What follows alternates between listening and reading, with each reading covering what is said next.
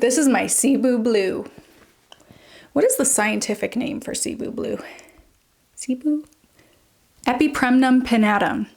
I've been getting a lot of questions about this plant lately, so I thought this was the perfect opportunity to talk about a subject I love, Cebu Blue Care, how I take care of it. So Cebu is actually, is it in the Philippines? I need to double check. Yes, Cebu Blue is native to Cebu Island of the Philippines. Remember that. We'll come back to that later. I've had this plant for over 6 years now. I bought this on the very first big box store plant shopping video I ever posted on YouTube. Both me and this plant have been through a lot since then. Let's just say that. We moved once. We were COVID roommates together. I birthed 2 children while this has been my roommate. It's kind of crazy to think about our plants like that. You know, like they have seen some shit. Some of it, I am so sorry. In the 5 years that I've kept it at this house, I have moved it to a lot of different spots in my home. I feel like it's done relatively well, really anywhere I put it, but I have, via all of these moves around the place, kind of like figured out what little finicky things that in my experience has really changed the overall look of this plant. Where I do feel like it's a relatively low maintenance, pretty easy care, forgiving plant, there are just a couple of little things that it can be finicky about. Starting with light, because I think that majority of the issues we face growing plants, well, I say we, like I don't know if it's really we, but me for sure. I think lighting is probably the most important factor in keeping plants indoors. If the plant doesn't get enough light, it's gonna always look a little unwell. I do think lighting is the factor that really makes the biggest difference in whether a Cebu plant is going to look well. Reason being, it doesn't really seem to appreciate any direct light. Pop this plant into too high of light, all of the leaves are gonna pull this and kind of yellow up, get really pale. They're not gonna look so silvery blue anymore, even if it's not too much light to the point that, you know, like this kind of thing is happening. The leaves are gonna come in much more yellowy green rather than silvery blue, which I think the silvery blue is what we can all collectively agree is the most standout feature of this plant. It is just, the coloration of this is just so... It's very helpful to be able to keep this plant in a spot where it's going to receive some pretty bright light, but nothing that's really going to hit the leaves like too strongly. Going back to the environment that this grows in, you know, like it grows in a tropical forest on an island where trees and plant life is pretty densely packed. A lot of the sunlight that this plant would be getting would be very dappled and, you know, just like little specklings of some sunlight through the day. Keeping that in mind, it does make sense that it wouldn't need very much direct light. Keeping the tropical forest in mind, what comes to mind when you think of a tropical forest? Humidity, water. This is not a plant that likes to dry out. It really doesn't. That is something I have experienced in my keeping of it. I just wait until the plant starts to look a little bit wilted.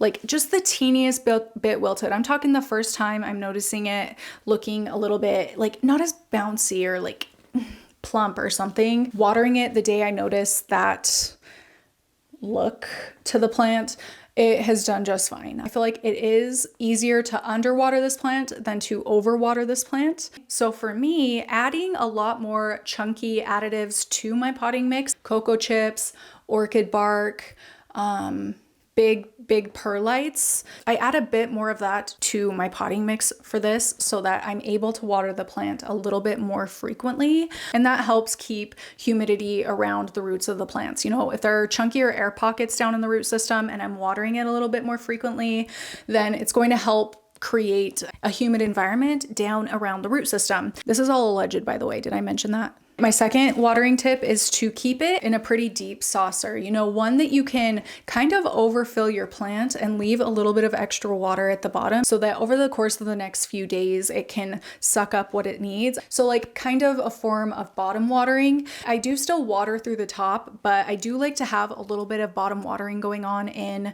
my planter here because like I said, I do use more of those chunky additives.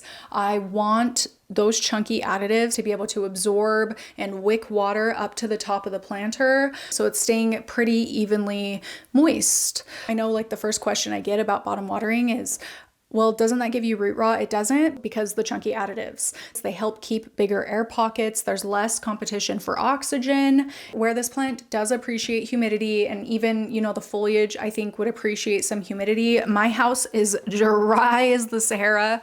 The plant has still done just fine. So I do think it's more important to focus on humidity and maybe moisture around the root system rather than the actual foliage. Although I'm sure like the actual foliage would like some moisture. I am sure. Maybe I should go put it in the shower after this. Yeah, I think I'm gonna do that. Let's talk temperature. For temperature, okay, I think you could have this plant in some pretty high temps as long as the heat is humid. It could probably thrive in some pretty warm environments. I've kept this in a bathroom that got pretty hot, but it stayed pretty humid, you know, with all the showers and everything like that, and it did just fine. But I tried to keep it in a very similar window situation, lighting situation, in a drier heat, and it kind of went downhill until I moved it back from that too hot of light source. You know what I'm saying? But on the flip side of that, it also doesn't like to get cold. It doesn't like the cold. Oh wow, I decided to look up what the weather is on the island of Cebu where this plant is native, and right now it's 75 degrees, feels like 80 degrees, and the humidity is 95%. So you guys, this plant does not want to dry out, okay? That being said, it is also gonna rain today, so let's see what like the whole week forecast. Oh wow, it looks like it rains pretty much every day. It does not like to dry out. Anyway, temperatures like warm. Right now, this is living in my very cool basement, and even in the heat of the summertime, my basement feels a little cool. It never gets very hot down here, so during the summertime, it does really well down here, but during the winter, even though we have like the heater running and all of that, it still gets way too cold down here for this plant, so it is one that I have to move seasonally. During the winter, it lives upstairs where it's a little bit warmer, and during the summer, it lives downstairs where it's a little bit cooler, so yeah, that's all I can say about temperature. It just doesn't like to get very cold. And I don't really have any tricks for like feeding it, I guess, but I will say the two things I've been using for years now as far as like nutrients goes, are Osmocote granules. I sprinkle just a small dosing of Osmocote granules across the top of the pot, and I do water like 90% of the time with liquid earth. I think that has done the trick. The last, I guess, category I really want to talk about with the Cebu, because it's outside of this beautiful silvery blue coloration. My second favorite thing about this plant is propagating it. It is like a propagation enthusiast wet dream, okay? It really is. Even just a few weeks ago, maybe a month ago, I cut it here. You see that? Cut it here. It already has pushed this long vine, and that's kind of happening all around the plant. I'll say I chop it back like twice a year, and I only ever really give this a haircut if it's touching the floor. I don't like plants to crawl around on the floor. I don't like it. It makes it hard to vacuum and dust collects, and yeah. No, I don't like it. So I chop them back pretty much the second they hit the floor. A question I've gotten about this plant so much is, how is your plant so bushy and so full at the top? Have you been like chopping and then putting cuttings back in there to make it really full? No, I haven't, but I do think that the chopping the plant back every once in a while has really helped some of the more mature vines in this like center section that typically gets bald in a plant. The part closest to the planter can get pretty bald. The fact that I've chopped it back so consistently over its lifespan, multiple growth points on any given vine I've chopped do tend to activate with every chop, especially toward this more mature section of vine. The older vines really close to the top of the plant are the ones that do really activate every time I've been able to do a big chop like this. Maybe it gets like an extra gust of energy because it doesn't have to handle or manage or, I don't know, do all the plant processes through this much of the plant. So I do think that has really helped. I've never chopped and then potted cuttings back into the top of this. Anything growing at the top is stuff it's activated on its own.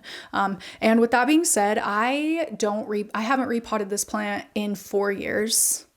It might be a little bit over 4 years actually, but pretty close to 4 years ago, I potted it into this big 10-inch planter. A part of me is very excited to repot this plant so that I can see what's been going on with the root system after all this time. I think I'll learn a lot about the plant once I repot it after after so many years, but I'm also not excited to repot it because it's just growing so well as it is. Like, why would I want to mess it up with a repot, you know? I'm not considering repotting it right now. It's not to that point for me yet.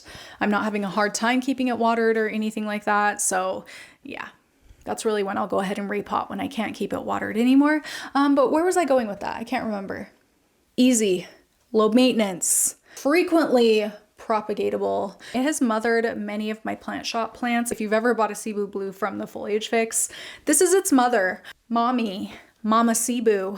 So I don't know. I really love this plant. You know, one more thing I do actually want to say, I have 7 minutes left on my memory card, so I got to say it quick. But when I'm propagating this plant, the one thing I do really try to keep in mind is I don't just propagate willy-nilly, okay? I do really make an effort to chop wherever I'm noticing there's maybe a runner. Anywhere that, like next time I'll probably chop this vine. Sometimes leaves die, like that's just the way it is with plants. Life and death, you know, the circle of life. Yeah, I cut as far up on the vine as where it's lost leaves. So I really try to find bald spots like that and chop them off the plant when I do propagate it. When I say that I'm not letting my plants touch the ground, I'm stepping back, finding where it starts to look a little bit scraggly, and then chopping there. Like I might cut it all the way up here. Even I do this every once in a while just to help clean up a bit of the vines, a little bit of the vines that start looking a little bit like leggy because they've lost leaves over the years, because leaves have died over the years and growth points haven't activated. So I will cut those back, and then the plant can kind of focus on growing healthier growth points. Leaves will more uniformly look nicer, longer this way. Maybe that's too much, but that is something I'm definitely like trying to be mindful of with this plant, trying to keep it looking bushy all around. So that is my one like bushy Cebu tip, is to think about where you're propagating it. Really think about it. Really think about it. But yeah, that's it. That was a lot actually. That's it. That was a lot. Thank you for coming to my Cebu Blue TED Talk. I hope it was helpful. Let me know anything. I hope it helps you to fulfill all of your Cebu Blue dreams. That's it for this one. Thank you so much for watching, and I will see you next time.